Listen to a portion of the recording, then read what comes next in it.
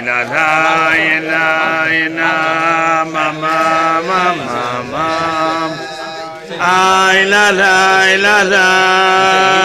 ya mama mama ay la la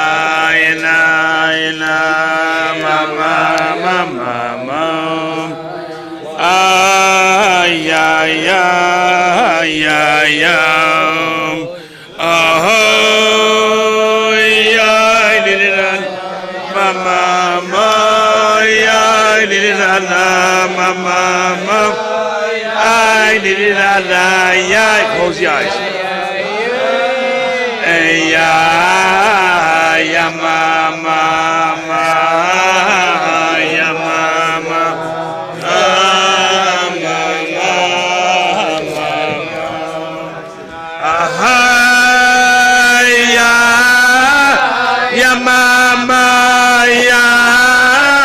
ya mama ya mama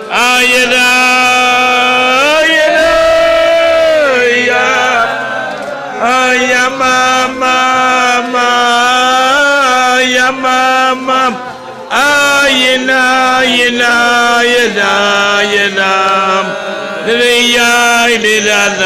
ya mama ay la ya mama ay la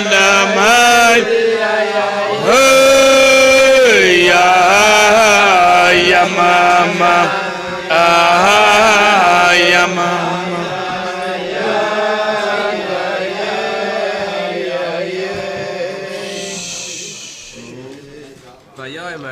Hashem alavram lechachom arts u'ma'adachom beis avicha al arts asher eka v'yadua sheyesh b'zeh beis perushim pirush aleph shehalicha delech lecha hi milamayla lamatim kavur v'torah she'avram hu avram shekol hanela min ra'ayon shehu lamayla gam b'chinas chachma ki chachma im hiyasa roshis kol ha'koychos pnimim hi b'chinas gilui מה שאין כן, אברהם הוא שכל הנעלם מכל ראיון וכמבואר והגויס ובורא צמח צדק ותואר שם פרטי הדרגה שבזה לא אמר שם המלך מארצה גיימר שיצא אור הנעלם לגילוי וימשך למעלה למטה עד אל הארץ בכינס מלכוס ומויסיף אשר הרקע ובזה בית פרושים א' כפשוטוי שהרקע קאי על הארץ בכינס מלכוס, שהמלכוס היא בכינס אלמה דיסגליה, לכן אומר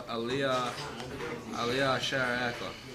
ופירש בייס שהרקע קאי על אברהם, בכינס שכל הנעלה מכל הראיון.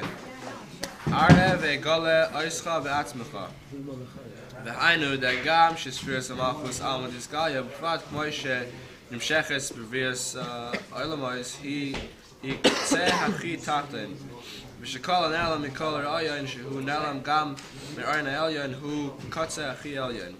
אף על פי כן על ידי ירידה והמשכה דאברהם שכל הנעלם מכל ראיון אל הארץ אשר הרקע לבחינת מלכוס עלמא דסגליה קצה התחתון. על ידי זה ישראל והשכלה אמיתיס עניינוי מהוסר עצמוסה של אברהם כפירוש הבייס שנעשה אילוי גם מבחינת שכל הנעלם מכל ראיון קצה הכי עליון כמובן מהמבואר בתורה שם.